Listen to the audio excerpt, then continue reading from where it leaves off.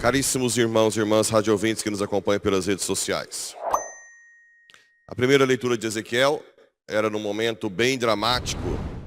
Jerusalém estava sitiada já por Nabucodonosor, da Babilônia, pronto para invadi-la. E Deus pede uma coisa muito forte para Ezequiel.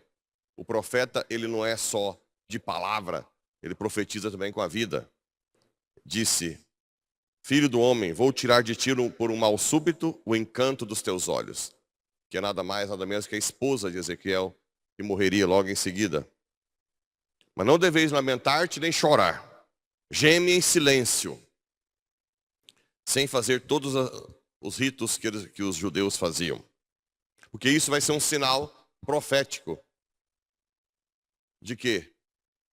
De que Deus tirará o encanto dos olhos também de todos os judeus, que é o templo de Jerusalém. Eles tinham o templo como algo de encanto, mágico. Por quê?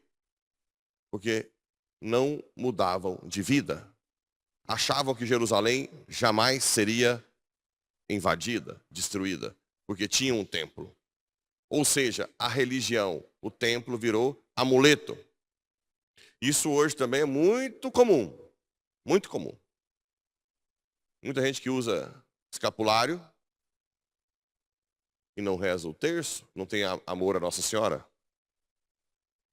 Ou põe um terço no braço e não reza. Quantas pessoas pedem bênção dos carros sem nunca virem à missa? Essa bênção se torna supersticiosa. Quantos que vão a pé para a Trindade e depois não frequentam a missa dominical? Não rezam, não confessam. Aquele ato é totalmente supersticioso ou orgulhoso, querendo um capricho, um sacrifício por um objetivo que muitas vezes não é o que Deus quer. Como é fácil fazer da religiosidade algo mágico, algo que não tem nada a ver com a mudança interior de vida. Quantas pessoas que dão conta testemunho que têm vida dupla, frequentam as pastorais, mas por trás tem uma vida que não é condizente com o cristianismo. E realmente depois Deus permite a destruição do templo de Jerusalém e o povo perde o encanto. Também tem uma visão cristológica. Jesus chorou por Jerusalém e o templo e disse que ia destruí-lo. Então era uma prefiguração já de Cristo, Ezequiel.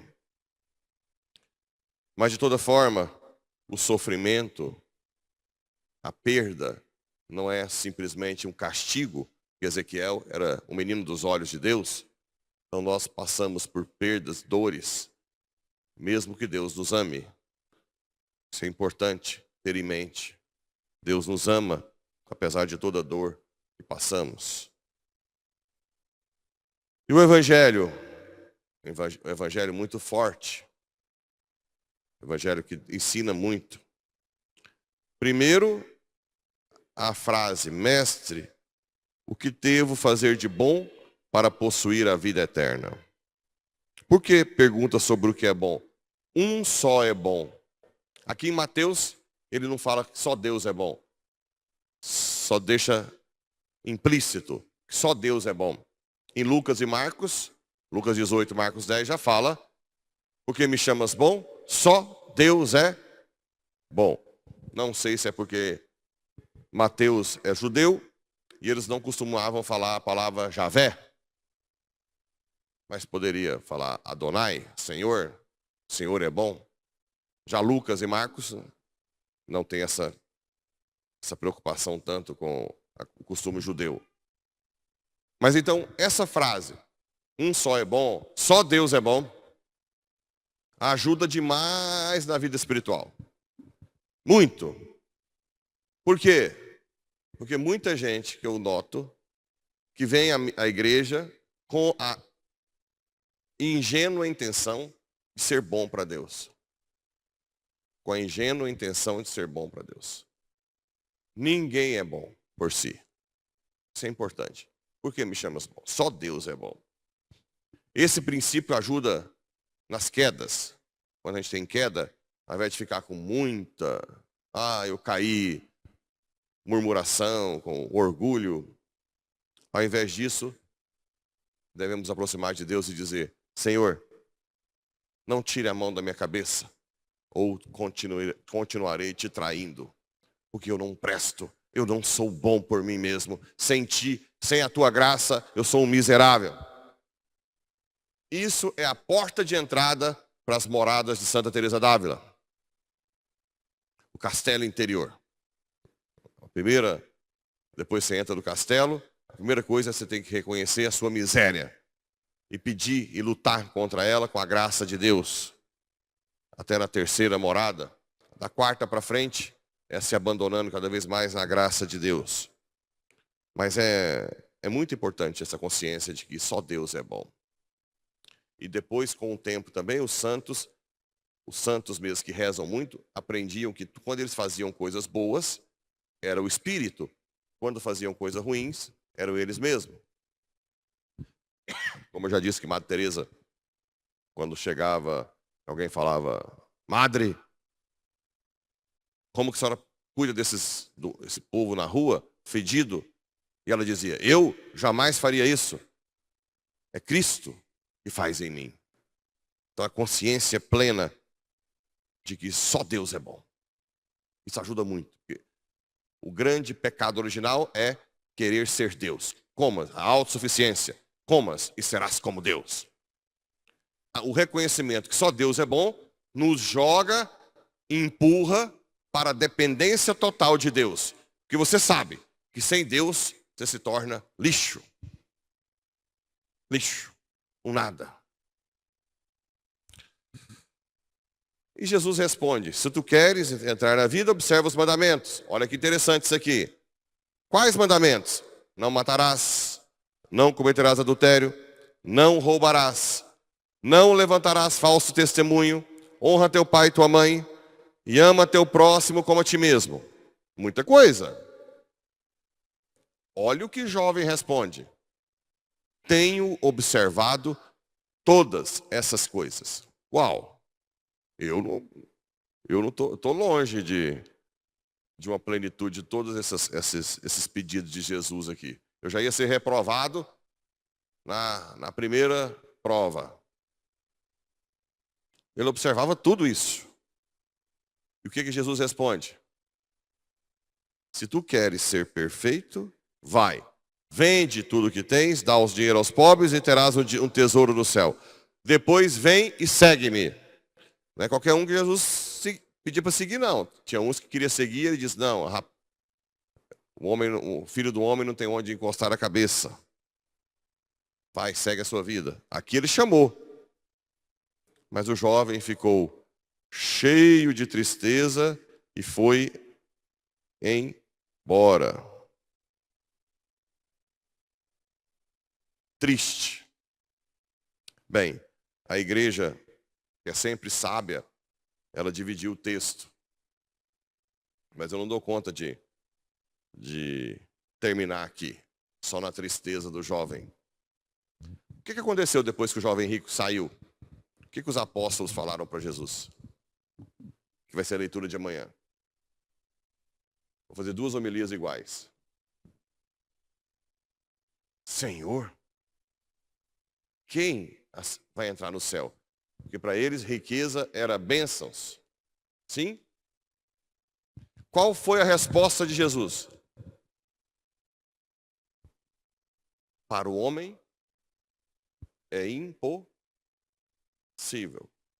Para Deus, nada é impossível. Ele não disse que o jovem rico era um delinquente, era um mentiroso. Que o jovem rico não tinha, não falava sério. Ele não falou mal do jovem rico. Ele colocou o peso em Deus. Para o homem Então vamos traduzir isso. O que Jesus quis dizer com isso com o jovem rico? Para o homem é impossível. Para Deus nada é impossível. O que Jesus quis dizer para os apóstolos sobre o jovem rico?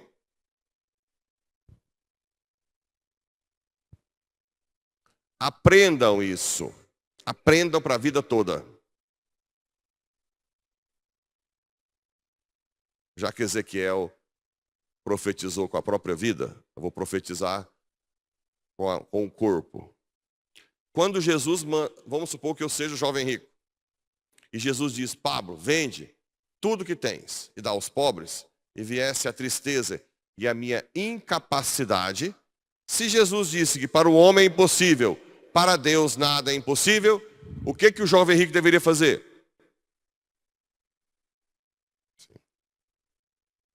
Senhor, eu não consigo, eu não presto, eu sou apegado. Me ajuda.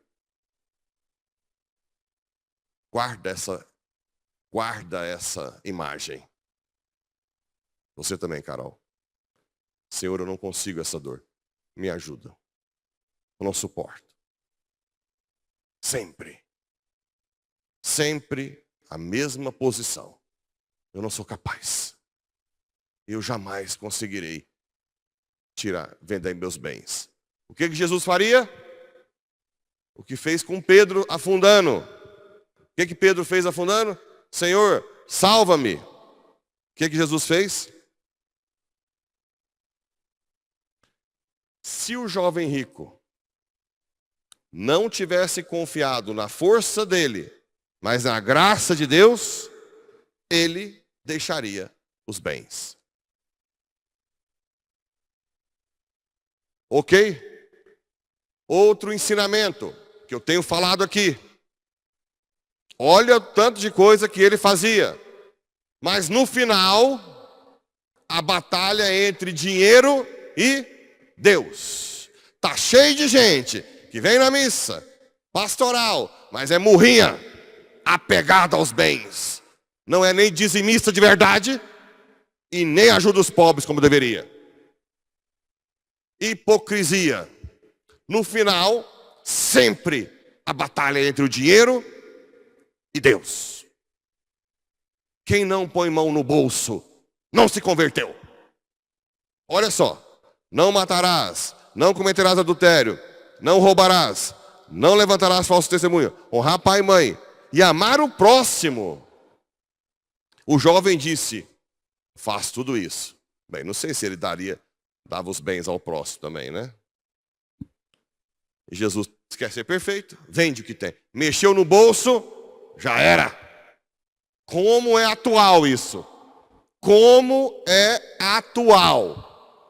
Tá cheio de gente com um monte de franjas, de tudo, igual as franjas dos judeus. Mas na hora que você põe a mão no bolso, dízimo, mas nunca que devolve 10%, mas nunca. Pode cair um terremoto, mas não devolve. Isso é impressionante. Bem, mais um ensinamento forte, que no final a batalha é entre Deus e o dinheiro. Sempre é. Mas não se esqueçam, quando você estiver lá, quando for para pôr a mão no bolso e você não der conta, ajoelha, vem aqui e fala, Jesus, me ajuda antes que seja tarde demais. E se quiser um catalisador maior, Nossa Senhora, calma, filhinho, desapega, filhinho, mamãe está aqui, esse dinheirinho não vai te fazer falta, filhinho, quem te sustenta é o papai do céu, filhinho, toma, tipo. De vez em quando ela deve falar uma coisa brava, não é possível. Jesus falava, né? Que Nossa Senhora nos dê juízo e nos salve. Assim seja. Tá bem.